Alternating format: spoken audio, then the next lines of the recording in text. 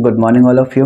आज की क्लास में पढ़ेंगे हम लोग कॉस्ट ऑफ कैपिटल में weighted average cost of capital, और इस क्वेश्चन आंसर सीरीज में आज होगा हमारा क्वेश्चन नंबर 2। इसके पहले हम लोग एक क्वेश्चन कर चुके थे weighted average cost of capital का, और उसमें आपको बताया कि इसको दो अलग अलग तरीके से बना सकते हैं। तो आप पहली वाली मेथड इसमें बताए थे, इसमें हम सेकेंड मेथड भी बताएंगे आज। तो इसको अभी वाले जो क्वेश्चन करेंगे उसको हम दो अलग अलग मेथड से करके बताएंगे। देखिए क्वेश्चन है, the firms wants to raise its capital ₹10 lakh for modernization of the units. It is estimated that 5 lakh will be available from retained earning and the balance will be raised as under. डेप्ट है 3 लाख रुपये और preference share है 2 लाख रुपये. Using marginal weight find out the weighted average cost of capital. और specific cost दिया हुआ है तीनों ही सोर्स का. डेप्ट का 10%, प्रेफरेंस शेयर का 12% और रिटेन अर्निंग का 15%. तो आपको बताना है मार्जिनल वेट के मेथड से weighted average cost of capital. हालांकि इसको हम दो अलग अलग मेथड से बता रहे हैं. पहले नॉर्मल मेथड से बताते हैं और उसके बाद ये मार्जिनल वेट वाला मेथड से किस तरीके से बनता है वो बता रहे हैं. देखो क्वेश्चन में क्या बोल रहा है कि कंपनी को 10 लाख रुपये चाहिए और 10 लाख रुपया वो कहाँ से अरेंज कर रही है. तो 5 लाख रुपया अपना रिटेन अर्निंग का इस्तेमाल कर रहे हैं. रिटेन अर्निंग मतलब होता है कि कंपनी के पास जो एग्जिस्टिंग कंपनी होता है उनके पास पहले से अपना कमाया हुआ पैसा रहता है इक्विटी शेयर होल्डर लोग का. तो उस पैसे को अगर नया प्रोजेक्ट में इस्तेमाल करते तो उसको बोलते हैं रिटेन अर्निंग. तो कंपनी के पास पहले से आपका 5 लाख रुपया रखा हुआ है, उस पैसे का इस्तेमाल कर रही है मॉडर्नाइजेशन करने में. 3 लाख रुपये ले रही है डेप्ट से और प्रेफरेंस शेयर वालों से 2 लाख रुपया. टोटल 10 लाख रुपया हुआ और तीनों का कॉस्ट अलग अलग दिया हुआ है. आपको बताना है तीनों का मिलाकर इकट्ठा कितना खर्च पड़ा. तो सबसे पहले लिखेंगे सोर्स ऑफ फंड. अभी पहला मेथड बता रहे जो लास्ट क्लास में बताए थे बिल्कुल सेम. पहले में लिखो डेप्ट से कंपनी 3 लाख रुपया ले रही है. प्रेफरेंस शेयर इशू करके कंपनी अरेंज कर रही है 2 लाख रुपया. और अपना रिटेन अर्निंग मतलब कंपनी का अपना वाला पैसा जिसको इक्विटी शेयर होल्डर लोग का जो पैसा होता है उसको बोलते हैं रिटेन अर्निंग. जो कंपनी ने, जैसे कंपनी जब प्रॉफिट कमाती है सारे टैक्स वगैरह पेमेंट करने के बाद, सारी पार्टीज को पेमेंट करने के बाद जो पैसा बच जाता है वो इक्विटी शेयर होल्डर्स का पैसा होता है. तो इस इक्विटी शेयर होल्डर्स का जो पैसे होते हैं प्रॉफिट, उसको अगर कंपनी इक्विटी शेयर होल्डर्स के बीच बांट देती है तो उसको बोलते हैं डिविडेंड. और जो पैसा कंपनी अपने पास रखती है उसको बोलते हैं रिटेन अर्निंग. तो रिटेन अर्निंग भी इक्विटी वालों का ही पैसा होता है. तो अगर उस बचा हुआ पैसे को किसी नए प्रोजेक्ट में इस्तेमाल करेगी तो उसको बोलेंगे रिटेन अर्निंग. तो यहाँ पर कंपनी मॉडर्नाइजेशन में अपना ही पैसा यूज कर रही 5 लाख रुपये, उसको रिटेन अर्निंग बोलेंगे. और प्रेफरेंस वालों से 2 लाख, डेप्ट से 3 लाख रुपये लिए हैं. इन लोगों का कॉस्ट ऑफ कैपिटल अलग अलग दिया हुआ है. डेप्ट का 10%, प्रेफरेंस वाले का 12% और रिटेन अर्निंग का 15%. तो इनका कॉस्ट कितना पड़ा टोटलिटी में, मतलब इन टर्म्स ऑफ परसेंटेज तो दिया है बट टोटल में कितना पड़ा तो उसको अलग अलग निकाल दीजिए. 3 लाख का 10% 30,000, 2 लाख का ये 12% है 24,000 और 5 लाख का 15% 75,000. अगर आप इसको टोटल करोगे तो 1,29,000 होगा. और ये टोटल आपका कैपिटल है 10 लाख. इसका मतलब है कंपनी को 10 लाख रुपये जुगाड़ करने में 1,29,000 रुपये का खर्च पड़ा है कॉस्ट. तो निकालो KO. ये बिल्कुल पिछला क्वेश्चन के जैसे ही है, बस पूछने का तरीका अलग था. KO बराबर होता है total cost of capital divided by total capital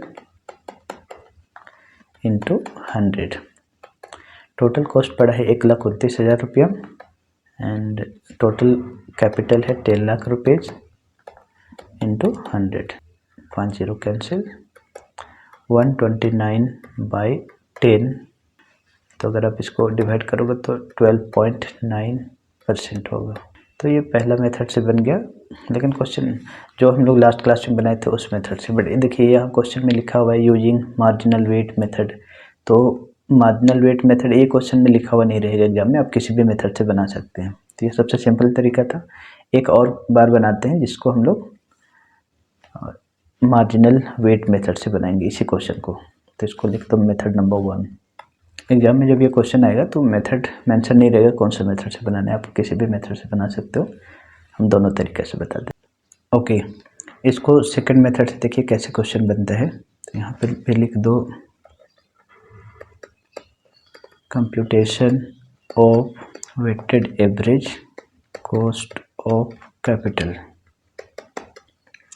bracket में KO भी लिख सकते हैं। और इसको बना रहे हैं हम लोग कौन सा मेथड से, यूजिंग मार्जिनल वेट मेथड से। यहाँ लिखना है सोर्स ऑफ फंड, उसके बाद टोटल अमाउंट, फिर उसका वेट निकालना है जो अमाउंट दिया हुआ रहेगा उसका, and then cost of capital, इसका परसेंटेज दिया हुआ रहेगा, और लास्ट में वेटेड एवरेज। तो देखिए इस क्वेश्चन में क्या है, कंपनी कहाँ कहाँ से पैसे अरेंज करे, डेब्ट, प्रेफरेंस और रिटेन अर्निंग।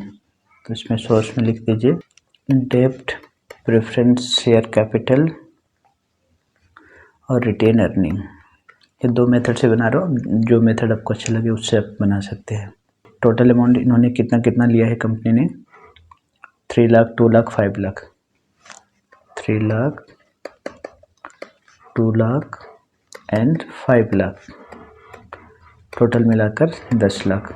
और इसका वेट आप कैसे निकालोगे, देखो जो 3 लाख है यहाँ पर निकाल देते हैं, 3 लाख है उसको डिवाइड कर दो 10 लाख से, टोटल से डिवाइड करना है तो आएगा 0.3। वैसे ही ये 2 लाख है उसको भी टोटल से डिवाइड कर दीजिए, इसको मार्जिनल वेट बोलते हैं, तो ये हो जाएगा 0.2। और फिर उसी टाइप से 5 लाख को इस टोटल अमाउंट जो 10 लाख है ना, ये टोटल उनसे डिवाइड कर देना है, तो ये होगा 0.5। और ध्यान रखना है कि जब मार्जिनल वेट निकालोगे तो इन सब का टोटल इक्वल टू 1 होना चाहिए, टोटल हमेशा 1 आना चाहिए। तो क्रॉस चेक कर लेना। स्पेसिफिक कॉस्ट तीनों का दिया हुआ है, डेब्ट, इक्विटी और प्रेफरेंस का 10, 12 और 15%, ये वाला 10, 12 और 15%। बस आपको वेटेड एवरेज कैसे निकालना है, यहाँ पर जो 0.30 है उसका 10%। अब यहीं पर कैलकुलेटर वगैरह की ज़रूरत पड़ेगा। 0.30 का 10%, 0.03। ओके, वेटेड एवरेज कैसे निकालेंगे ध्यान दीजिएगा, इन दोनों को मल्टीप्लाई कर देना है, वेट और जो कॉस्ट है उसको मल्टीप्लाई करना है, परसेंटेज नहीं निकालना है।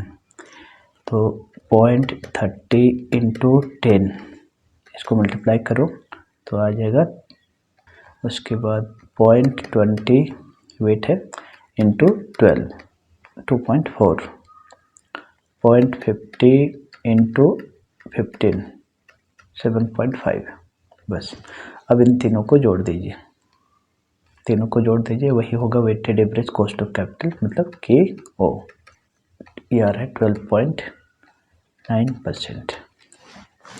तो आप यहाँ पे देख पा रहे हैं, इसके पहले वाले सिंपल मेथड से बनाए थे वहाँ भी आया था 12.9%, और यहाँ भी सेम आंसर है 12.9%। तो इस टाइप से आप बना सकते हैं, दोनों में से आप कोई भी मेथड अप्लाई कर सकते हैं, दोनों ही आसान हैं।